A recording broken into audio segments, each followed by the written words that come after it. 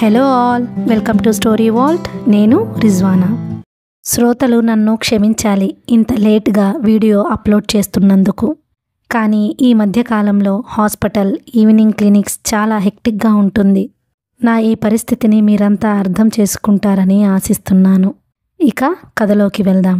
లలిత పెళ్లి కాకముందు తన బావతో జరిగిన చేదు అనుభవాన్ని శేఖరంతో పంచుకుంటుంది. కానీ శేఖరం దాన్ని పాజిటివ్గా తీసుకోలేకపోతాడు.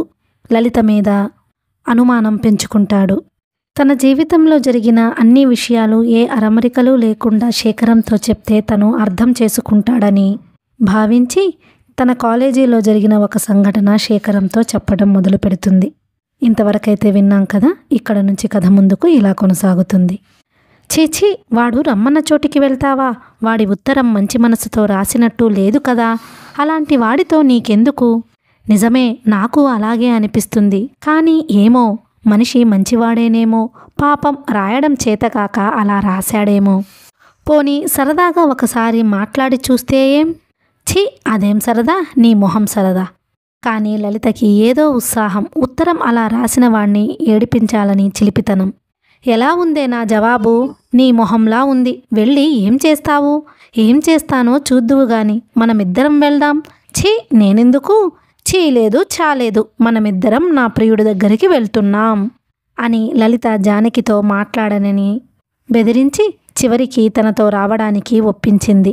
ఆ ఉత్తరం అందుకున్న ముకుందరావు మొదట సంతోషించి తర్వాత తెల్లబోయి తేరుకొని మొహం చిట్లించుకున్నాడు. నువ్వు అని రాసింది. తను రాస్తే మాత్రం అయిష్టంగానే ఉత్తరం 10 సార్లు చదివి సంతోషించాడు. లలిత తనకు జవాబు రాయటమే చాలనుకున్నాడు. ఉత్తరంలో రాసినట్టే లలిత పార్కుకి వెళ్ళింది, జానకిని వెంటేసుకుని. ముకుందరావు నల్ల ప్యాంట్లో తెల్ల చొక్కా టక్ చేసుకుని, నల్ల కళ్ళద్దాలు పెట్టుకుని, టై కట్టుకుని వాచి చూసుకుంటూ వచ్చాడు. సెంటు కూడా రాసుకున్నాడేమో, ఘుమఘుమలాడుతున్నాడు. లలిత కూడా ముస్తాబై సిగ్గు తొందరలతో వస్తుందనుకున్నాడు. కానీ లలిత చాలా మామూలుగా ఉంది. రేగిన జుట్టుతో, నలిగిన బట్టలతో లలిత దగ్గర జానకి ఉండడం చూసి కొంచెం అయిష్టం ప్రకటించాడు. జానకి నా క్లోజ్ ఫ్రెండ్. మీరు నాకు రాసింది ఈమె ద్వారానే కదా. మీరేం మాట్లాడినా నిరభ్యంతరంగా మాట్లాడవచ్చును అంది లలిత.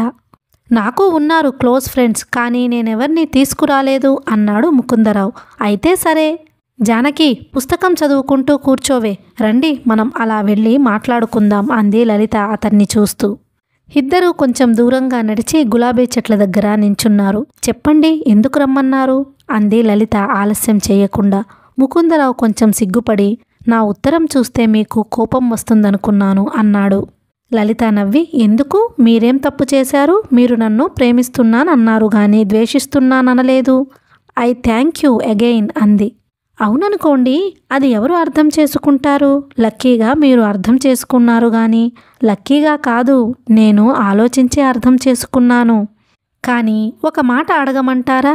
మీకు నా మీద ఎందుకు ప్రేమ? కాలేజీలో ఎంతోమంది ఆడపిల్లలు ఉన్నారు కదా. అదేం ప్రశ్న? ఎవరిని ప్రేమిస్తే వాళ్లే ఇలా అడుగుతారనుకోండి, ఏం చెప్తాం? లలిత నవ్వింది. కొంచెం సిల్లీగానే అడిగాను, కానీ నన్నే మీరు ఇష్టపడడానికి కారణాలేవీ లేవా? కారణం లేకుండా, ఏదైనా ప్రత్యేకత కనిపించకుండా ప్రేమ ఎలా కలుగుతుంది గోవిందరావు గారు? నా పేరు ముకుందరావు గారండి. సారీ, మర్చిపోయాను. నేను అడిగింది. ముకుందరావు ముసిముసి నవ్వులు నవ్వుతూ, కారణం ఎందుకు లేదు, మీరు చాలా అందమైన వారు అన్నాడు. మీ కళ్ళకి అని జోడించింది లలిత. నా కళ్ళకే కాదు, అందరి కళ్ళకీను. అలా అనకండి. అందరికీ నేనే అందంగా కనిపిస్తే అందరూ నన్నే ప్రేమించాల్సింది. మీరొక్కరే ప్రేమించారు. అప్పటికి ముకుందరావుకి కొంచెం అనుమానం వచ్చింది. ఏకాంతంలో ప్రేమ సంభాషణ ఇలాగే ఉంటుందా అని. సరేలేండి, నా కళ్ళకే. మీ అందానికే మిమ్మల్ని ప్రేమిస్తున్నాను. థ్యాంక్స్ గోవిందరావు గారు. నా పేరు ముకుందరావండి. సారీ, క్షమించాలి. మీరెందుకు పిలిచారో? ఎందుకేమిటి లలిత? సరదాగా మీతో మాట్లాడాలని. మీ అభిప్రాయం ఏమిటో ఉత్తరంలో చెప్పనేలేదు. అవును, మీ ఉత్తరం చూసిన తరువాతే నేనసలు ప్రేమ గురించి ఆలోచించడం ప్రారంభించాను. మీరు ప్రేమిస్తున్నారు కాబట్టి నేను మిమ్మల్ని ప్రేమిస్తాననుకోండి. కానీ తర్వాత పెళ్ళెప్పుడు చేసుకుంటాం? గతుక్కుమన్నాడు ముకుందరావు. పెళ్ళి గురించి ఇంకా నేనేం ఆలోచించలేదండి. పోనీ ఇప్పుడు ఆలోచించండి, ప్రేమించిన వాళ్ళం పెళ్లి కూడా చేసుకోవాలి కదా, అది నిర్ణయం అయిపోతే. లలిత ధోరణికి ముకుందరావు తెగ ఆశ్చర్యపడుతున్నాడు. మీరింత పాత భావాలు కలవారనుకోలేదండి అన్నాడు హాస్యాన్ని కన్నట్టు. పాత భావాలైనా కొత్త భావాలైనా పెళ్ళి తప్పదు. పెళ్ళి అంటే కలిసి బతకడమే కదా. ప్రేమ పెళ్ళి ఒక్కచోటే జరగాలని నా అభిప్రాయం. మన పెళ్ళి గురించి మాట్లాడుకోవడంలో తప్పేముంది? అబ్బే తప్పని కాదు, మా నాన్నగారు వాళ్ళు ఉన్నారు కదండి, అందుకే మీరు మీ వాళ్ళకి ఉత్తరం రాస్తారో స్వయంగా చెబుతారో ఏదో చెయ్యండి. వాళ్ళొచ్చి మా బావని అక్కని అడుగుతారు. అందరికీ ఇష్టమైతే. లలిత సిగ్గు అభినయించింది. ముకుందరావు కొంచెం ధైర్యం చేశాడు. అప్పుడే పెళ్ళెందుకండి, కొన్నాళ్ళు స్నేహంగా. ఎన్నాళ్ళు? టక్కున అడిగింది. ఏం పెళ్లి చేసుకుని స్నేహంగా ఉండకూడదా? ముకుందరావు గొంతు పెగల్లేదు. లలిత అంది. మీరేవో ముద్దులు కౌగిలింతలు అని ఏవేవో రాశారే.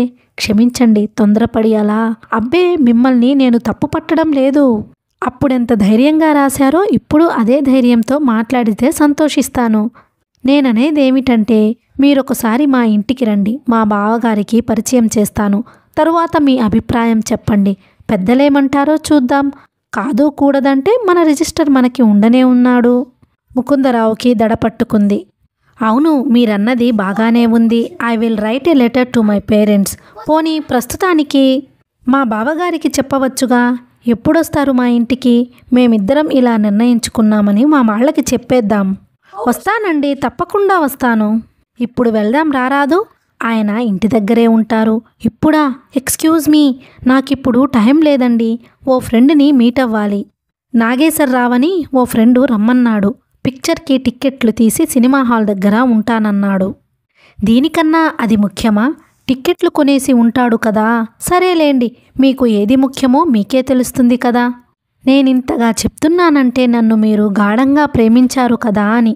మనం పెళ్ళైన తరువాత సినిమాలు చూస్తూ షికార్లు చేస్తూ సంతోషంగా ఉండొచ్చు, ఏమంటారు? అవును, మీరన్నది నిజమే. ముకుందరావు గుండె గుబగుబలాడుతోంది. ఇలాంటి ఆడదాన్నెలా ప్రేమించావురా ఇడియట్? అసలది ఆడదట్రా. దీన్ని యముడు తప్ప ఎవడ్రా ప్రేమిస్తాడు? నీ ప్రేమ నాశనంగాను అని తెగ చివాట్లు పెడుతున్నాడు ఆత్మారావు. నోర్ముయ్, నువ్వూరుకో అని కసురుకుంటున్నాడు ముకుందరావు. నేనేదో చూస్తాగా అని భరోసా ఇచ్చాడు ఆత్మకి. నిజం చెప్పండి, మీకేమైనా కట్నం ఆశ ఉందా? అంది లలిత హఠాత్తుగా. ముకుందరావు కంగారు పడి, అబ్బెప్పే అదేం లేదండి, ఐ హేట్ ద నాన్సెన్స్ అన్నాడు. అవును కదూ, పబ్లిక్ మార్కెట్లో పశువుల్లాగా అమ్మకానికొచ్చి చింతపండులాగా ఉప్పులాగా ధర కట్టించుకుని ఏ పిల్ల కొనుక్కుంటే ఆ పిల్లని చేసుకుని తరువాత ఆ భార్యతో ప్రేమగా ఎట్లా మాట్లాడగలరండి? ఆ పిల్ల మొహం ఎలా చూస్తారండి? మామగారి నుంచి గుంజిన ట్రాన్సిస్టర్ పట్టుకొని గొప్ప వీరుల మల్లే నడుస్తారి నల్లలాగు తెల్ల చొక్కా నీచులు అన్నాడు చలం. ఇది మీకు వర్తించదనుకోండి. చలం అంటే మీకిష్టమైనా ఏం చెబితే ఏం ముంచుకొస్తుందోనని. చలమా? చలం చాలా పుస్తకాలు రాశాడు కదా. రాశాడులేండి, మీరేమైనా చదివారా? ఎప్పుడో చదివాను, గుర్తులేదండి. మైదానం గొప్పగా ఉంటుంది కదూ. ప్లీడర్ గారి భార్య లేచిపోవడం మీకు నచ్చిందా? నాకు చాలా బాగా నచ్చింది. అబ్బా, చలం ఎంత జీనియస్ అండి, ఎంత హాయిగా రాస్తాడండి. చలాన్ని ఎంజాయ్ చేయగలగడం ఎంత అదృష్టమండి. నేను చాలా చిన్నప్పటి నుంచి చలం పుస్తకాలు చదువుతున్నాను. ఉత్త చదవడం కాదు, జీవితంలో కూడా నేను చలం పద్ధతులన్నీ ఆచరిస్తాను. అంటే లేచిపోవడమా? అన్నాడు కసిగా ముకుందరావు. లలిత నవ్వి, లేచిపోవడం కాదండి, అసలు ఆ అవసరం రానివ్వకపోవడం. వచ్చిందే అనుకోండి, దర్జాగా లేచిపోవటమే అని హఠాత్తుగా ప్రసక్తి మార్చి, మీరెప్పుడు కునేగా సెంటే వాడతారా? కునేగా బాగానే ఉంటుంది కానీ ఆ వాసనతో పాటు పత్రికలు ప్రభలు గుర్తొస్తాయి. కునేగా లవ్లీ అకేషన్స్కి బాగుండదు, ఏమంటారు? అంది నవ్వుతూ. అబ్బే లేదండి, నేనసలు సెంటు రాసుకోలేదు అన్నాడు ముకుందరావు తబ్బిబ్బవుతూ. లలిత ఆశ్చర్యపడి, మీ బట్ట లేచాకలికి వేస్తారు, అయితే అతని పనే ఇది. అబ్బా, చాలా గడుసువాడిలా ఉన్నాడే. అతనే ప్రచారం కోసం బట్టలకి సెంటు రాస్తున్నాడన్నమాట అంది. నోరెత్తలేదు ముకుందరావు. లలిత లేచి నిలబడి, వెళతానండి గోవిందరావు గారు, రేపొస్తారా మా బావ దగ్గరికి? లేకపోతే రేపు ఇంకో సినిమాకి వెళ్ళాలా? ప్రేమ అనేది సినిమా తర్వాతే లేండి అంది. కిక్కురు మనలేదు ముకుందరావు. చూడ్రా, ఇలాంటి ఆడదానికా ప్రేమలేఖ రాశావు గాడిద, జానకి కన్నా రాయక అని తిట్టాడు ఆత్మారావు. నిజమే, పొరపాటయింది అని ఒప్పేసుకున్నాడు ముకుందరావు. లలిత జానకిని పార్కులో ఇంకో మూలకి లాక్కుపోయి గంభీరంగా అభినయిస్తూ జరిగినదంతా చెబుతుంటే జానకి నవ్వి నవ్వి కళ్ళ వెంట నీళ్ళొచ్చి, ఇంకా ఊరుకోవే తల్లి, చస్తున్నాను, వాడి జన్మలో ఆడపిల్లల్ని ప్రేమించడు అని తీర్మానించింది. లలిత అలసిపోయి జానకి పక్కన కూర్చుంటూ, ప్రేమ ఎంత చౌకో చూడు ఈడియట్కి, పెళ్లి మాట వద్దు, ప్రేమిస్తాడు, ప్రేమ. ఆడపిల్లలు తేరగా వస్తే షికార్లు చేస్తాడు, చలం పేరెత్తితే కంపరం. ఎలుకుబంటిలా నల్లలాగో వీడోను. అసలు చలం పేరు విని తుల్లిపడేవాడు, మొహం చిట్లించేవాడు ప్రేమకి పెళ్లికి అన్ఫిట్. తెలిసిందా? ఈ ఒక్క పరీక్ష చాలు యువక రత్నాల గుట్టు లాగడానికి. ముకుందరావు పెళ్లికి ఒప్పుకుంటే ఏం చేసేదానివి? అతన్ని నువ్వేం కోరుకోలేదుగా, ఎలా చేసుకుంటావే అంది జానకి ఆశ్చర్యపడుతూ. అంత ధైర్యంగా పెద్దవాళ్లతో సంప్రదించేవాడు నమ్మదగ్గవాడే. అయినా ఇంకా చూస్తాను, నేనప్పుడే నిర్ణయించుకోలేనంటాను. నా చదువు పూర్తయ్యే వరకు పెళ్లి చేసుకోనంటాను, అంతదాకా ఆగమంటాను. ఆ లోపున అప్పుడప్పుడు అతనితో కాస్త జాగ్రత్త అయిన చోట్ల తిరుగుతూ అతని తత్వం కనిపెట్టవచ్చును. ఎలా కనిపెట్టవచ్చునో కొన్ని పుస్తకాల్లో చదివాలే. అతని ప్రవర్తనని పరిశీలించాలి. నిజంగా అనురాగం ఉన్నవాడేనా? ఆడవాళ్ళని చూసి ఎలా ప్రవర్తిస్తున్నాడు? స్త్రీలంటే గౌరవం ఉందా? కామంతో తొందరపడుతున్నాడా? ఏమైనా లోపాలు చేస్తే సహించగలడా? ఏదైనా సహాయం చేస్తే కృతజ్ఞత చూపిస్తాడా? అవసరమైతే ఏమన్నా సహాయం చెయ్యగలడా? మనిషి నుంచి ఏం కోరుతున్నాడు? స్నేహశీలం కలవాడేనా? అస్తమానం అభిప్రాయాలు మార్చుకుంటూ ఉంటాడా? చిన్న చిన్న విషయాల్లో కూడా స్థిరంగా ఆలోచించగలడా? మనిషిని నమ్మవచ్చునా? చిన్న లోపాలకు కూడా కోపం తెచ్చుకుంటాడా? శాంత స్వభావం కలవాడేనా? ఇంకా ఇలాగే అతని తత్వం ఏమిటో అతని ప్రవర్తనని బట్టి, మాటల్ని బట్టి తెలుసుకోవచ్చు. నీకివన్నీ ఎలా తెలిసాయే అని తెగ ఆశ్చర్యపోయింది జానకి. చెప్పాగా, నేను చదివే పుస్తకాలేవిటనుకుంటున్నావు? చెడిపోయానని ఏడుస్తావుగా. ఏమో బాబు, నాకు నమ్మకం లేదు. పెళ్లికి ముందు కలిసి తిరిగేటప్పుడు బాగానే ప్రవర్తిస్తారు. సంసారంలో పడ్డ తర్వాత కానీ ఎవరెలాంటి వాళ్ళో సరిగ్గా తెలియదు. అది కొంత నిజమే. కానీ బొత్తిగా మనిషి గురించి ఏమీ తెలియకుండా గంగిరెద్దుల్లాగా తలాడించి పెళ్లి చేసుకోవడం కన్నా ఇదే కొంత నయం. మనిషి కొంతన్నా తెలుస్తాడు కదా. అవుననుకో, నీ ప్రియుడింకా రాడంటావా? పందెం వేస్తాను, వాడు గాని, వాడి స్నేహితులు గాని, వాడి వంశస్థులు గాని ఇక నా ఛాయలికి రారు అని ప్రకటించింది లలిత. సరిగ్గా అలాగే జరిగింది. ముకుందరావుకి లలిత ఎప్పుడు ఎదురుపడ్డా లలిత వైపే చూసేవాడు కాదు. మొహం తిప్పేసి తప్పుకుపోయేవాడు. శేఖరాన్ని పెళ్లి చేసుకునే ముందు కూడా లలిత అతన్ని చాలా విధాలా పరీక్షించింది. ఆ పరీక్షలో ఫస్ట్ క్లాస్లో పాస్ అయ్యాడతను. అందుకే అతన్ని నిశ్చింతగా పెళ్లి చేసుకుంది. కానీ పెళ్లి పేపర్లో శేఖరానికి ఇవ్వని ప్రశ్నలే ఇప్పుడు లలిత సామర్థ్యాన్ని ప్రశ్నిస్తున్నాయి. శేఖరం ప్రశ్న మీద లలితకి మెరుపులా ఆ గతం అంతా జ్ఞాపకం వచ్చింది. చెప్పవేం, నీకు వచ్చిన ప్రేమలేఖల గురించి ప్రిన్సిపాల్కి రిపోర్ట్ చేశావా అంటే మాట్లాడవేం అని రెట్టించాడు శేఖరం. ఎందుకు చెయ్యాలి రిపోర్టు? నన్ను ఇష్టపడుతున్నాడని ఒక అబ్బాయి రాస్తే అందులో తప్పేముంది? ఆ ఉత్తరం నాకు నచ్చకపోతే చింపి అవతల పారేస్తాను. జవాబు రాయడం మానేస్తాను. అతను నన్ను మళ్ళీ మళ్ళీ ఇబ్బంది పెడితే అప్పుడు చేస్తాను రిపోర్ట్. అలా జరగనప్పుడు రిపోర్ట్ చేయడం ఎందుకు అంది లలిత. ఇంకో సమయంలో అయితే శేఖరం కూడా అలాగే మాట్లాడేవాడు. స్త్రీలు స్వయంగా ఆలోచించి నిర్ణయాలు చేసుకోవాలి అనేవాడు. కానీ ఇప్పుడు అతని ఆలోచనలన్నీ తలక్రిందులుగా మారిపోయినట్టు కనపడ్డాయి లలితకి. లలిత మాటలకి ఏం చెప్పాలో తోచక హఠాత్తుగా విషయం మార్చి, ఇంకా నీ జీవితంలో ఇలాంటివెన్ని సంఘటనలున్నాయో అన్నాడు గుచ్చి చూస్తూ. ఆ క్షణంలో లలిత భర్తని చాలా అసహ్యించుకుంది. మాట్లాడకుండా ఊరుకుంది. లలిత మౌనం శేఖరానికి కంపరంగా అనిపించింది. ఇవన్నీ నాకు పెళ్లికి ముందే ఎందుకు చెప్పలేదు? ఎందుకు చెప్పాలి అందే లలిత సూటిగా. చెప్పక్కర్లేదా? అక్కర్లేదు. నీ జీవితంలో ఎన్ని జరిగాయో నాకు చెప్పావా? నేను అడిగానా? పెళ్లికి ముందు నీకు ఆడపిల్లలతో స్నేహాలే లేవా? నీ స్నేహితులతో నిన్ను నేను అవమానించానా? శేఖరం మండిపడ్డాడు. నేను నువ్వు ఒకటేనా? శీలం విషయంలో కూడా సమానత్వమేనా? శేఖరం తీక్షణంగా చూసింది లలిత. సిగ్గులేదు నీకు? స్త్రీ వ్యక్తిత్వం, స్త్రీ స్వాతంత్రం అని కబుర్లు చెప్పావే, ఏమయ్యాయి ఆ కబుర్లన్నీ?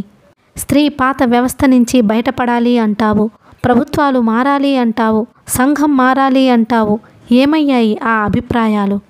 స్త్రీ పరిస్థితులన్నీ మారిపోతే స్త్రీ శీలానికున్న నిబంధనలు మాత్రం చెక్కు చెదరకుండా ఉంటాయా? నీ శీలానికి అక్కరలేని పవిత్రత నా శీలానికేనా అంటగట్టేది? ఆనాడు ఆ మనిషి నా మీద దౌర్జన్యం చేసినా నా శీలం పోయిందని ఏడ్చేదాన్ని కాదు. శీలం శరీరాన్ని అవయవాల్ని అంటిపెట్టుకుని ఉంటుందని నేననుకోను. అంత మాత్రాన పెళ్ళి మానేదాన్ని కాదు. భర్తకి ద్రోహం చేసినని చింతించేదాన్ని కాదు. నా బాధ్యత లేని తప్పులకి నేను శిక్ష అనుభవించను. శేఖరం రాన్పడిపోయాడు. సందేహం లేదు, ఈ మనిషికి వాళ్ల బావతో సంబంధం ఉండేదన్న మాట. ఎంత నీచత్వం, ఎంత మోసం! ప్రేమించి పెళ్లి చేసుకున్నందుకు బాగా బుద్ధి చెప్పావు అన్నాడు వెటకారంగా, కసిగా. నువ్వేదో ప్రేమించేశానని గర్వపడకు. ప్రేమ ఇంత అల్పంగా, ఇంత అక్రమంగా ఉండదు. అలాంటి ప్రేమ నాకు అక్కర్లేదు. శేఖరం, నన్ను నీలాంటి మనిషిగా చూడాలనే నిజమైతే నా శీలం ప్రసక్తి ఎత్తకు అంది తీక్షణంగా. శేఖరం తనకు మోసం, ద్రోహం, అన్యాయం అన్నీ జరిగినట్టు ఆలోచనలో మునిగాడు. లలిత కొంచెంసేపు నిశ్శబ్దంగా ఎదురుచూసింది. ఉద్రేకం అణుచుకుంటూ అంది, నా మీద నీకు నమ్మకం లేదు. ఇల్లు నరకం కన్నా హీనంగా తయారయ్యింది. ఇలా ఎంతకాలం గడుస్తుంది? ఇది చాలా ముఖ్యమైన విషయం. నీ అభిప్రాయం చెప్పు. శేఖరం వెంటనే అన్నాడు, నీలాంటి కులతతో సంసారం నాకిష్టం లేదు. నేనంత విశాల హృదయుణ్ణి కాను. థ్యాంక్స్ శేఖరం, నీ అభిప్రాయం తేల్చి చెప్పేశావు. లలిత కంఠం వణికింది. తర్వాత లలిత మాట్లాడలేదు. నిశ్శబ్దంగా పడుకుంది వేరే గదిలో. ఆ రాత్రే శేఖరానికి బాగా నిద్ర పట్టింది. లలిత కన్ను మూయలేదు. మర్నాడు ఎప్పట్లాగే లేచింది లలిత. అన్నం వడ్డించింది. శేఖరం తినకుండానే వెళ్ళిపోయాడు. లలిత కొంచెం తింది. పెట్టె సర్దుకుంది. ఇల్లంతా సర్దింది. అలమారాలన్నీ జాగ్రత్తగా మూసింది. లలిత కళ్ళ ఎడతెరిపి లేకుండా నిండుకుంటున్నాయి. మనసు మూగబోయింది. ఎందుకీ దుఃఖం? ఓర్చుకోవాలి, ఓర్చుకోవాలి అని పదే పదే చెప్పుకుంది. టేబుల్ ముందే కూర్చొని ఉత్తరం రాసింది. శేఖరం, ఇంతవరకు నేను నీ సహచర్యంతో శాంతి సుఖాలు అనుభవించానన్నది అబద్ధం కాదు. ఈ 1 సంవత్సరం నీతో కమ్మటి కలలాగా గడిచింది. దౌర్భాగ్యపు వానరాత్రి నా జీవితాన్ని 2 సార్లు ముసురులో ముంచింది. 2 సార్లు నా కళ్ళు తెరిపించింది. కళ చెదిరిపోయింది. నీ హృదయంతో నన్ను అర్థం చేసుకుంటావని నమ్మి నా అనుభవాలు నీకు చెప్పాను. నా మీద నీకేర్పడిన అపనమ్మకంతోటి, స్త్రీకి నువ్వు చేసిన అగౌరవంతోటి ఈనాడు ఇలా మిగిలాను.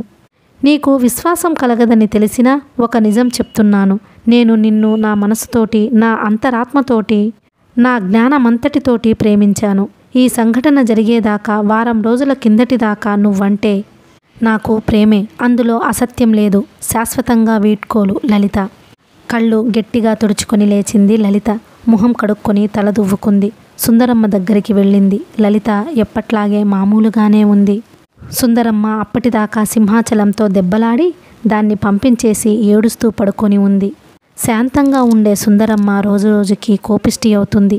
రమణారావు ఉత్తరం వచ్చిన దగ్గర నుంచి సుందరమ్మలో విపరీతమైన మార్పు వచ్చింది. మూర్ఛలతో గంటల తరబడి పడి ఉంటుంది. లేచిన పనులు చేసుకోవడానికి ఓపిక ఉండదు. పెద్ద పిల్లని బడి మానిపించేసింది. ఆ పిల్ల ఇంకా చదువుకుంటానని పేచీ పెట్టిందని పట్టుకొని చితకగొట్టింది.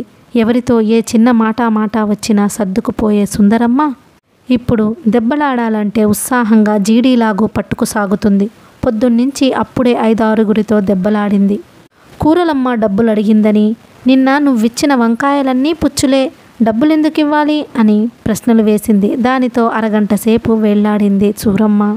నెలాళ్ల కిందట ఇచ్చిన గ్లాసుడు పంచదార తిరిగి ఇమ్మని అడిగిందని ఇరుగు పొరుగు వాళ్ళం ఇవ్వక పారిపోతామా, దేశాలు తెగించిపోతామా, అంత మొహమాటం ఉండక్కర్లేదా అని నిష్ఠూరాలకు దిగింది. సింహాచలం అన్నం గిన్నె మసి సరిగా తోమలేదని, నీకు ఇష్టం లేకపోతే మానేయ్, కరుకుల్లా 4 రూపాయలు పోస్తున్నాను, నీ అబ్బ సొమ్మనుకున్నావా అని తగువేసుకుని దెబ్బలాడి పంపించేసింది. మొగుడు కూర బాగాలేదని విసుక్కున్నాడని కోపంగా లేచి, ఇంకెలా చేస్తే నచ్చుతుంది మీకు? తాలింపులోకి వెల్లుల్లి గడ్డ, జీలకర్ర పరక లేకపోయినా రుచులు కావాలి, రుచులు ఎక్కడి నుంచి వస్తాయి అని జుడించింది. ఇప్పుడు సుందరమ్మ మొగుడి దగ్గర భయపడడం లేదు. రాత్రులు దగ్గరికి పిలిస్తే చస్తే వెళ్ళడం లేదు. అతను గొడ్డుని బాదినట్టు బాదిన కిక్కురు మనకుండా భరిస్తుంది. ఆ పూట సింహాచలం బయటికి పోయాక కుమిలి కుమిలి ఏడుస్తూ పడుకుంది సుందరమ్మ. అక్కయ్య గారు నిద్రపోతున్నారా అని పిలిచింది లలిత వచ్చి. సుందరమ్మ లేచి కళ్ళు తుడుచుకొని, రామ్మారా, సింహాసనం చూశావా? తిట్టానని అలిగి వెళ్ళిపోయింది. ఈ పిల్లలతో ఇంటెడు చాకిరీ నేను చేసుకోగలనా అని కళ్ళనీళ్ళ పెట్టుకుంది. లలిత కాసేపు మాట్లాడలేదు. తర్వాత సుందరమ్మకి నచ్చజెప్పే ధోరణిలో, మీరు పెద్దవారు, మీకు చెప్పేంత దాన్ని కాదు. మీరిప్పుడు చీటికి మాటికి కోపం తెచ్చుకుంటున్నారక్కయ్య గారు. పూర్వం ఎలా ఉండేవారో ఆలోచించుకోండి. పిల్లల మీద ఏనాడన్నా చెయ్యి చేసుకున్నారా?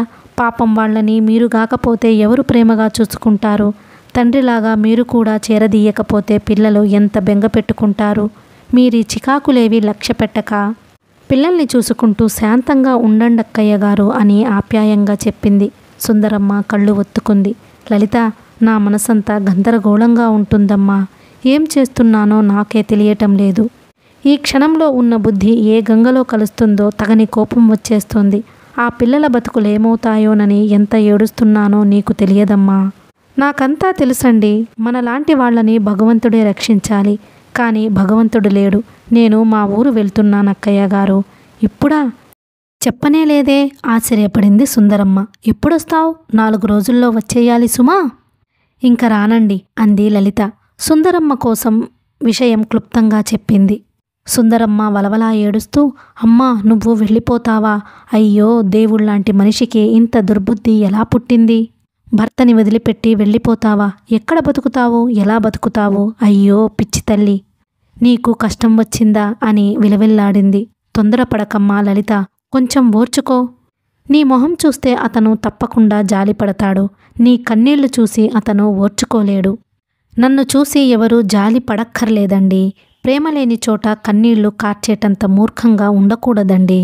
సుందరమ్మ చెంపల మీద కన్నీళ్లు ధారలు కట్టాయి. తర్వాత లలిత ఊరెళ్తున్నానని సీతా వాళ్ళకి కూడా చెప్పి ఇంట్లోకి వచ్చి టిక్కెట్టుకు కావలసినంత డబ్బు మాత్రం తీసుకుని రిక్షా తెప్పించుకుని అందరికీ నవ్వు మొహంతో చెప్పి గోపీని ప్రేమగా ముద్దు పెట్టుకుని రిక్షా ఎక్కింది.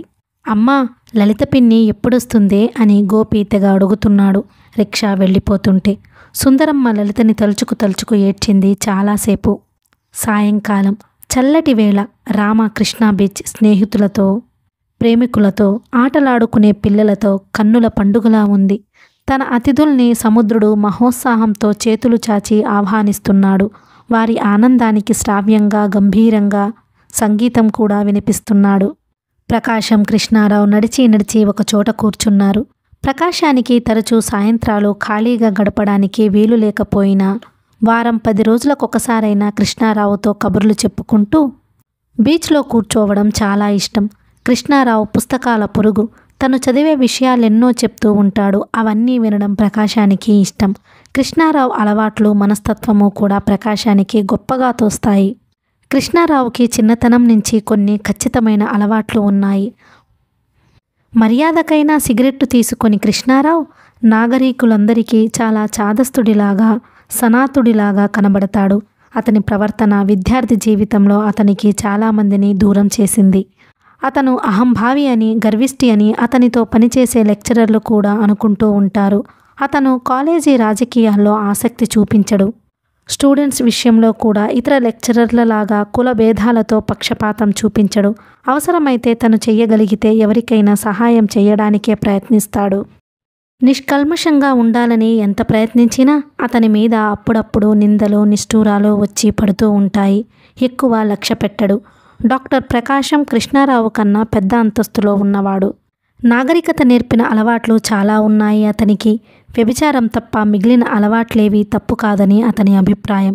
పరస్త్రీలను చూసే లక్షణం తనకు లేదు కాబట్టి తను చాలా పవిత్రుడని అతని విశ్వాసం. సుఖవ్యాధులతో వచ్చే రోగుల్ని హేళన చేస్తూ వచ్చారోయ్ భోగులు అంటాడు వెటకారంగా ఒక్కోసారి. అతను వార్డులో ఉన్నప్పుడు ఆ రకం రోగులు చాలా ఇబ్బంది పడుతూ వస్తారు. ఎందుకోయ్ మీకీ వెర్రివేషాలు? ఒళ్ళంతా పాడైతే గాని మీకు జ్ఞానం రాదా అని చివాట్లు పెట్టి తృప్తిపడతాడు. తర్వాత బాధ్యతగానే వైద్యం చేస్తాడు. రోగులకి ఏదో బోధించాలనే దానికన్నా తన పవిత్రతని చాటడమే అతని ప్రవర్తనలో ఎక్కువగా ఉంటుంది. మిగిలిన అన్ని విషయాల్లోనూ చాలా ఉత్సాహంగా, నవ్వుతూ అందరితోటి చనువుగా మాట్లాడతాడు. 2 ఏళ్ల కిందట కృష్ణారావు ఒక పేషెంటుగా మాత్రమే ప్రకాశంతో పరిచయం చేసుకున్నాడు. 2 పిల్లలు ఒకే స్కూల్లోనే చదువుతూ స్నేహితులవ్వడం చేత తండ్రుల పరిచయం కూడా ఎక్కువయింది. ఆర్థికంగానూ ఇతరాత్రానూ కూడా ఇంకో స్థాయిలో ఉన్న ప్రకాశంతో పరిచయం తగ్గించుకోవాలనే ప్రయత్నించాడు కృష్ణారావు మొదట్లో. కానీ పలుకుబడి కోసం కానీ గొప్పవాళ్ల పరిచయాల కోసం కానీ తాపత్రయపడని కృష్ణారావు ప్రత్యేకత, ప్రతి అల్ప విషయాన్ని సానుభూతితో ఆలోచించే అతని ధోరణి ప్రకాశాన్ని చాలా ఆకర్షించాయి. తనకున్న గొప్ప గొప్ప స్నేహితులందరికన్నా కృష్ణారావు మంచివాడనే భావం కలిగి ప్రకాశమే కృష్ణారావుకి ఎక్కువ చనువిచ్చి స్నేహం పెరిగేలా వ్యవహరించాడు. పరిచయం స్థిరపడుతున్న కొద్దీ ప్రకాశం స్నేహశీలిగా కనిపించాడు కృష్ణారావుకి. డబ్బు లోకంలో నుంచి అప్పుడప్పుడు ఆట విడుపుగానైనా బయటికి వచ్చి మామూలు లోకాన్ని విస్మయంగా చూస్తాడు ప్రకాశం. 14 ఏళ్ల కుర్రవాడికి సుఖవ్యాధులు నమ్ముతావా అన్నాడు ప్రకాశం ఇసుకలో కూర్చుంటూ. అలాంటివి నేను చాలా చదివాను అన్నాడు కృష్ణారావు. అరే, చదవడం ఏమిటి, నేను ట్రీట్ చేస్తే. పాపం వాడి బాధ, సిగ్గు మొదట వాడి మీద నాకు చాలా కోపం వచ్చింది.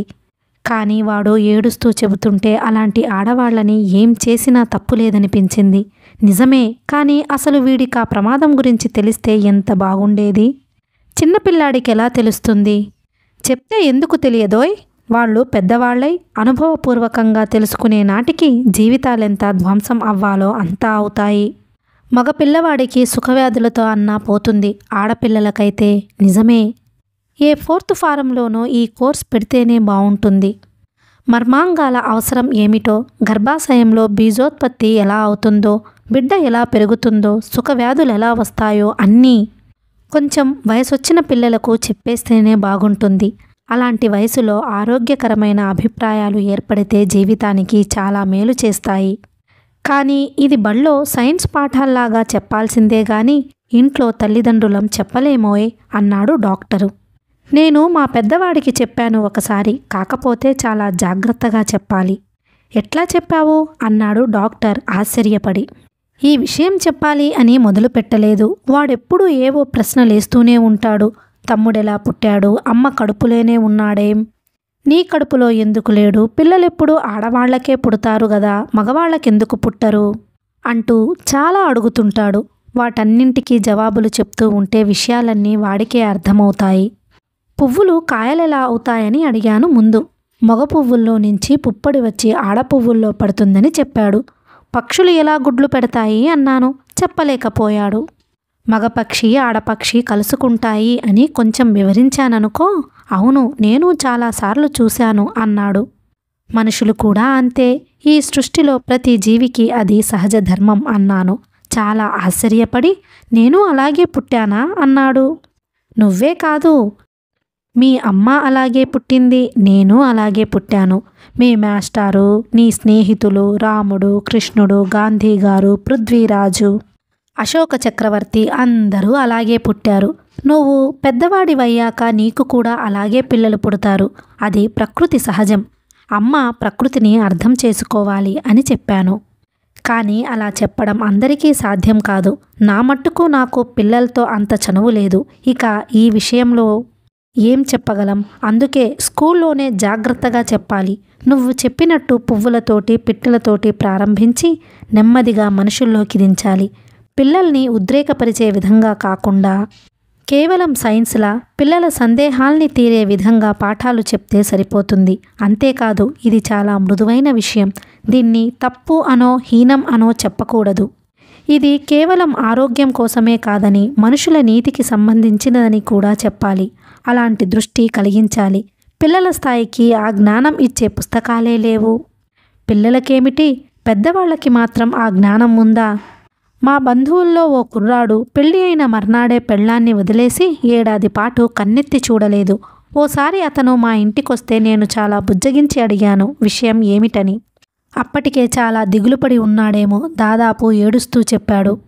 శోభనం నాడు భార్య బాగా సిగ్గుపడలేదట. అది కారణం. అంతకు ముందే చెడిపోయి ఉంటుందని అసహ్యం కలిగిందట. ఎలా ఉందో చూడు. భార్యతో మధురంగా గడపాల్సింది పోయి ఎంత దరిద్రపు అనుమానం పెట్టుకున్నావో చూడు అని నచ్చజెప్పాననుకో.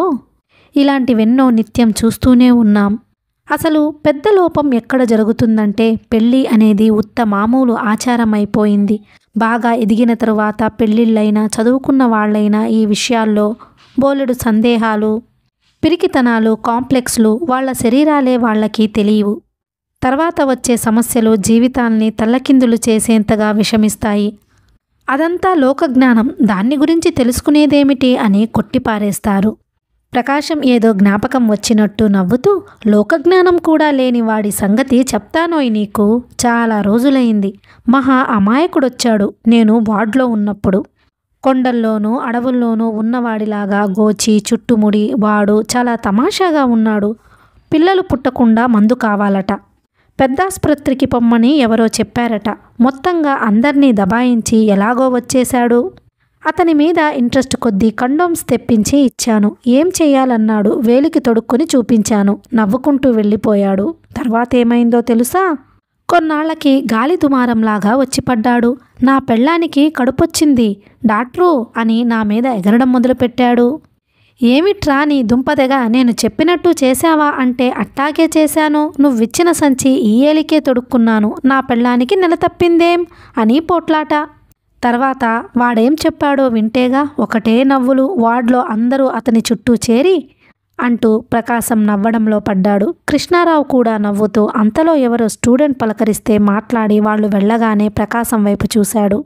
కొంచెంసేపు స్టూడెంట్స్ మీద నడిచాయి కబుర్లు. స్టూడెంట్స్ చాలా చెడిపోతున్నారు అన్నాడు ప్రకాశం. ఇప్పటి కుర్రాళ్ళకి శీలం లేదు అన్నాడు మళ్ళీ.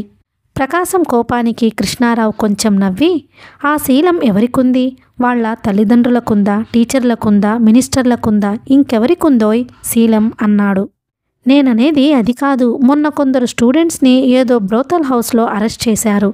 వీళ్ళు ఎందుకింత పతనమవుతున్నారా అని నాకు చాలా ఆశ్చర్యంగా ఉంటుంది.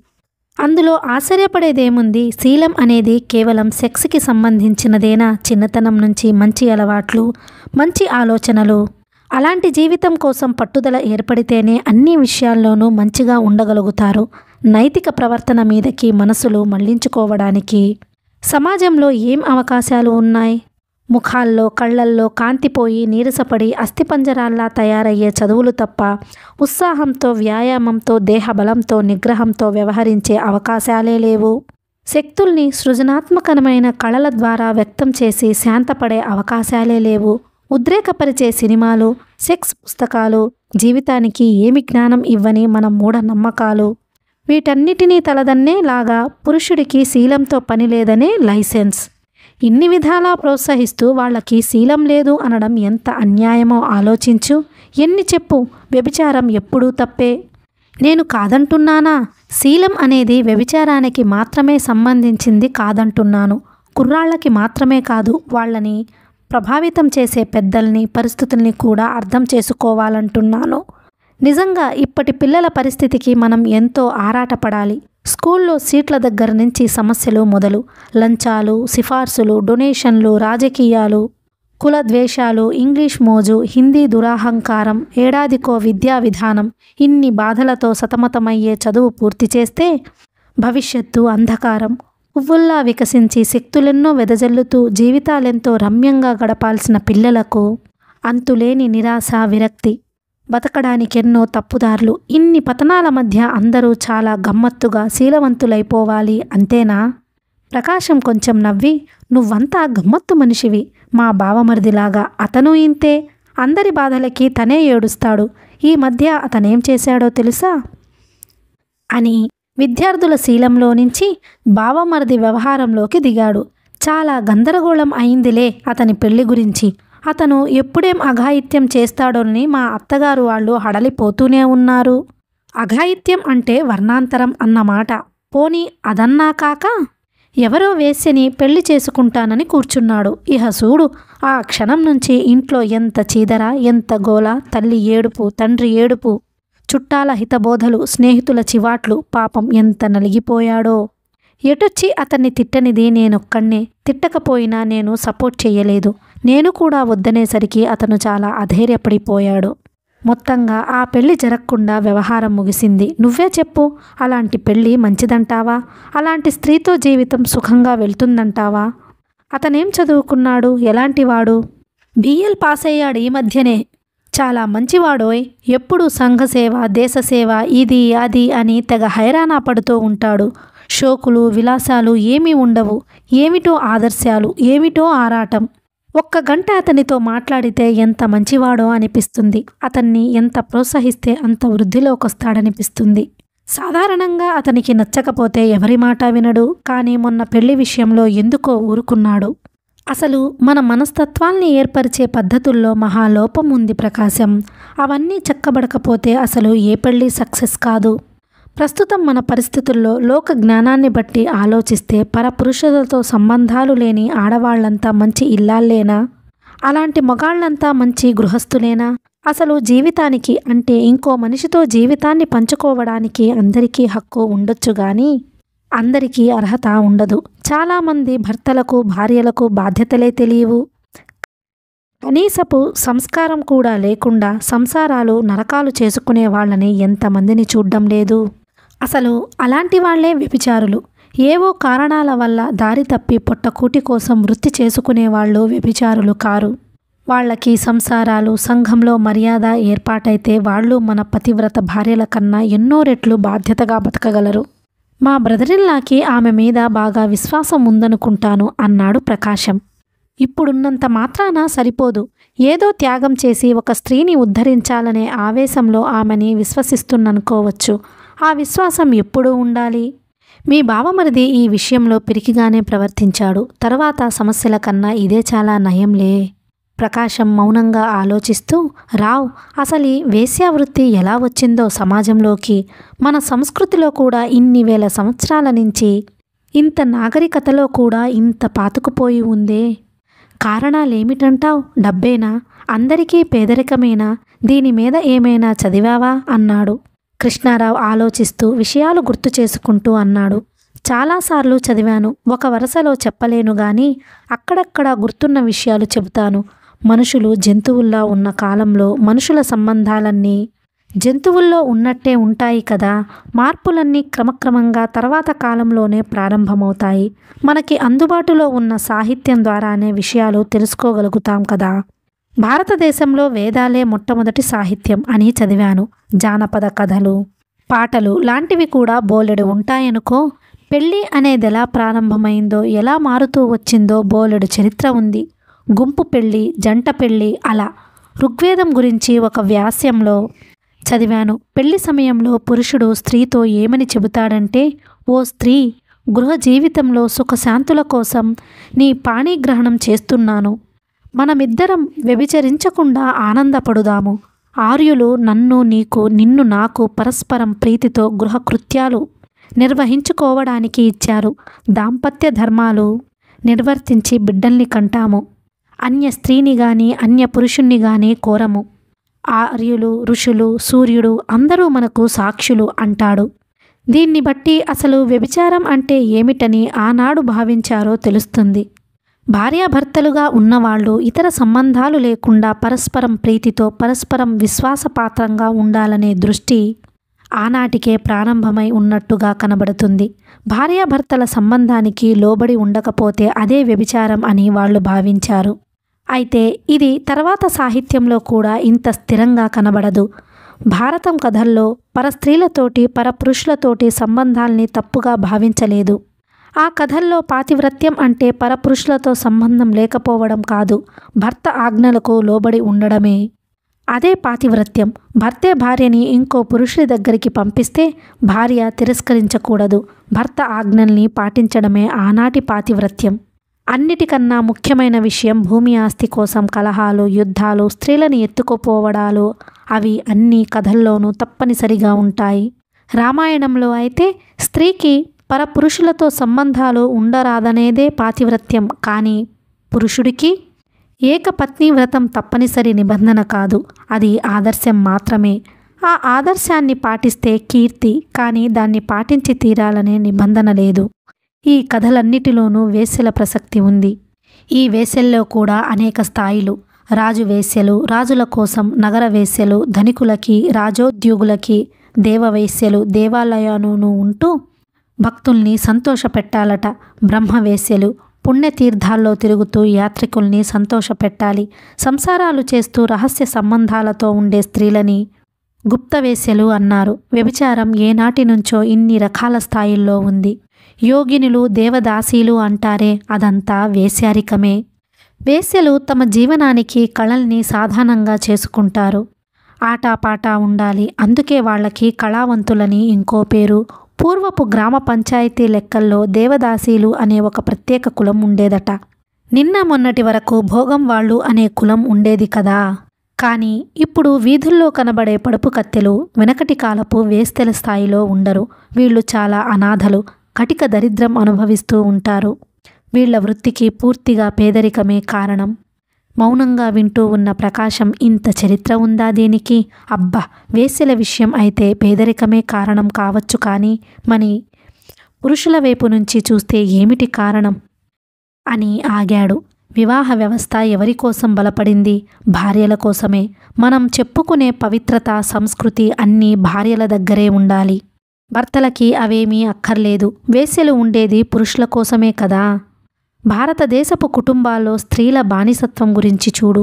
పెద్ద కులాలు అని చెప్పుకునే కులాల్లో ఎంత బానిసత్వం అంటే సతీ సహగమనం అనే ఒక్క మాటని చెప్పుకుంటే చాలు కదా. భర్త పోయిన స్త్రీకి రెండో పెళ్లి నిషేధం కదా. పోనీ విధవలుగా అయినా ప్రాణాలతో ఉండనివ్వలేదు. సతీ సహగమనాల కిరాతకత్వం గురించి ఎక్కడైనా చదివావా? భర్త పోతే ఆ భార్యని కూడా పరలోకానికి పంపేయాలి. రామాయణం కథల్లో ఎక్కడా సహగమనం కనబడదు. భారతం కథల్లో మాద్రి సహగమనం చేసింది. తర్వాత కాలంలో ఆ ఆచారం నిర్బంధంలాగా అయిపోయింది కదా. ఆ కార్యక్రమం ఎంత భయంకరంగా, ఎంత హృదయ విదారకంగా ఉంటుందో శరత్ ఒకచోట వర్ణిస్తాడు. సహగమనం గురించా శరత్ రాశాడా? చెప్పు. భర్త చచ్చిపోయిన వెంటనే భార్యకి నల్లమందో భంగో ఉమ్మెత్తు రసమో తాగిస్తారట బలవంతంగా. ఆ మత్తులోనే ఆ స్త్రీని శ్మశానానికి తీసుకుపోతారు. చితి మీద జరిగే ఘోర కార్యం బయటకి కనిపించకుండా ఉండాలని నెయ్యి, సాంబ్రాణి బాగా పోసి చితికి నిప్పంటిస్తారు. పొగ నల్లగా దట్టంగా లేస్తుంది. ఒంటికి కట్టిన తాళ్ళు కాలి తెగిపోతే ఆ భార్య బయటకి పరిగెత్తుకొస్తుందేమోనని పొడుగాటి పచ్చి గడలతో ఆమెని నొక్కిపట్టి ఉంచుతారు. ఆ దౌర్భాగ్యురాలి కేకలు, ఏడుపులు బయటకి వినిపించకుండా పెద్ద గోలగా డప్పులు, డోళ్లు వాయిస్తుంటారు. తంతు పూర్తయ్యే వరకు ఇంత ధర్మబద్ధంగా పతివ్రతని భర్త సేవకి, స్వర్గానికి పంపుతారు. కేవలం ఇదంతా ఆ స్త్రీకి ఆస్తి వెళ్లకుండా, ప్రాణాలతో ఎదురు తిరగకుండా చేసే తంతు. నిన్న మొన్న ఇంగ్లీషు వాళ్ల హయాంలో గవర్నమెంటు లెక్కలు తీస్తే ఒక్క బెంగాలులోనే ఒక్క సంవత్సరంలోనే కొన్ని వేల సహగమనాలు జరిగాయట. ప్రకాశం చలించిపోయి, ఎంత రాక్షసమబ్బా, ఎంత ఘోరం అని తల విదిలించాడు. రాక్షసం అనకు, మత గ్రంథాల్లో చెప్పిన రాక్షస జాతి వాళ్ళిలాంటి ఘోరాలేవీ చెయ్యలేదు. ఇది ఆర్య సంస్కృతేనట. తర్వాత కాలంలో సతీ సహగమనాన్ని మాన్పించాలని అక్బర్ కొంత కృషి చేసి సాధించలేకపోయాడట. 19వ శతాబ్దంలో ఈస్ట్ ఇండియా కంపెనీ స్థిరపడ్డ తరువాత 1832లో సతీ సహగమనాన్ని రద్దు చేసింది.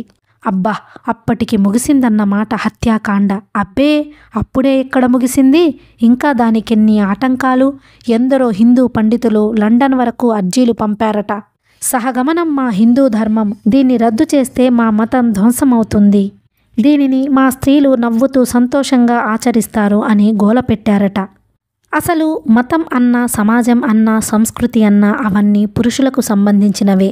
స్త్రీల ప్రసక్తి ఏమీ లేదని పండితుల అభిప్రాయం. వెనకటి కాలపు సాహిత్యం అంతా ఎలా ఉంది? స్త్రీ కేవలం పురుషుణ్ణి ఆనందపెట్టే జీవి. స్త్రీల వర్ణనలతో సాహిత్యాలు నిండేవి. కవులు పురుషుల కోసం శృంగార కావ్యాలు, వేశ్యల కోసం కామశాస్త్రాలు దండిగా తయారు చేశారు.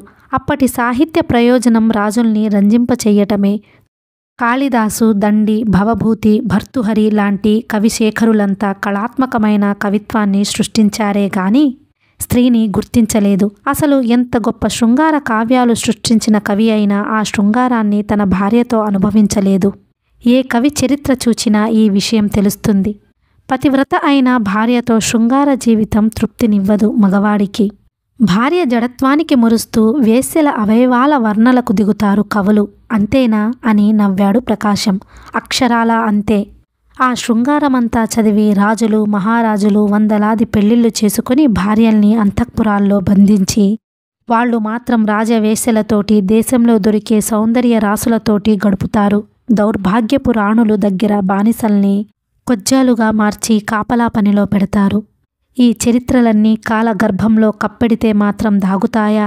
కథల ప్రకారం చూస్తే యజ్ఞవల్క్య ముని లాంటి ఆధ్యాత్మికుడికి కూడా వందలాది అందగత్తెలు కావలసి వచ్చారు. సామాన్య గృహస్థుడికి కూడా 2-3 ఉంపుడు గత్తెలుండి తీరాలి. భార్య ఉత్త దాసీదే తప్ప మంత్రిలా వ్యవహరించడము, రంభలా సుఖపెట్టడము ఏనాడూ లేదు. భార్యకి అలాంటి అవకాశమే ఇవ్వలేదు. నిన్న మొన్న ఇంగ్లీష్ వాళ్ల ప్రభావంతోటే కదా మనం కొంచెం కళ్ళు తెరిచి మన దౌర్భాగ్యపు స్త్రీలని జాలిగా చూశాం. ఇంగ్లీష్ స్త్రీలు కూడా అనేక హైన్యాల్లో ఉన్నారు నిజమే, కానీ మన స్త్రీలు అంతకన్నా బాధల్లో ఉన్నారు కదా. అక్కడి నాగరికతని, అక్కడి జీవితాల్ని చూసి మన స్త్రీలని బతికించుకోవాలని, ఘోషాలో నుంచి బయటికి తీయాలని, చదువులు చెప్పించాలని ఆలోచించడం మొదలుపెట్టాం. కానీ ఇవన్నీ చాలా అల్పమైన మార్పులు. వేశ్యావృత్తి ఇంకా ఇప్పటికీ గతంలోలాగే ఉంది. సమాజంలో స్త్రీల స్థాయి ఎంత పతనమైతే వేశ్యవృత్తి అంత అధికమవుతుంది. దీనికి 2 కారణాలు చూడొచ్చు. పేదతనం మొదటిది, సంసారాలు సుఖశాంతులతో గడపగలిగే పరిస్థితులు లేకపోవడం రెండోది. వ్యభిచారం అన్నప్పుడు అది వేశ్య సమస్యే కాదు గదా, ఒక మగవాడి సమస్య కూడా. అంటే మగవాడికేదో అన్యాయం జరుగుతోందని కాదు, వాడి అహంకారం వల్లనే వాడికి శాంతి ఉండదు.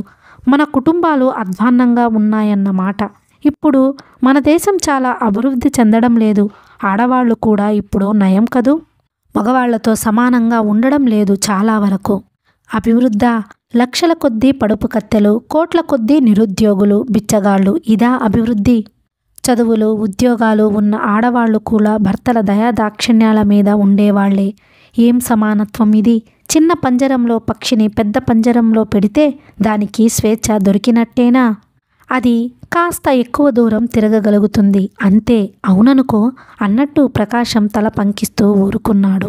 ఎప్పటినుంచో సముద్రం మీద ఒడ్డున వెన్నెల కురుస్తోంది. అలల కేరింతలెక్కువయ్యాయి. గాలి చల్లబడి చలి పుట్టిస్తోంది. ప్రకాశం చుట్టూ చూస్తూ వెళ్దామా అన్నాడు. సిగరెట్ తీసి అంటించబోయాడు. కృష్ణారావు సీరియస్గా, పిల్లల శీలాల గురించి ఇందాక చాలా విమర్శించావే, దీన్ని ఏమంటారు? ఈ అలవాట్లన్నీ గొప్ప శీలమేనా అన్నాడు. ప్రకాశం కొంచెం నవ్వి సిగరెట్ని నీళ్లల్లోకి విసిరేస్తూ, బలహీనుణ్ణి రావ్, చిన్నతనంలో నీలాంటి మిత్రుడు దొరకలేదు అన్నాడు. అందరూ ఇదే చెబుతారు. బలహీనుణ్ణి అనేస్తే సరిపోతుందనుకుంటున్నావు? చిన్నప్పుడు తెలుసో తెలియకో అలవాటైతే ఇప్పటికీ చిన్నవాడివేనా? ప్రకాశం చిరునవ్వుతో తలవాల్చి వింటూ నడిచాడు. కథ కొనసాగుతుంది.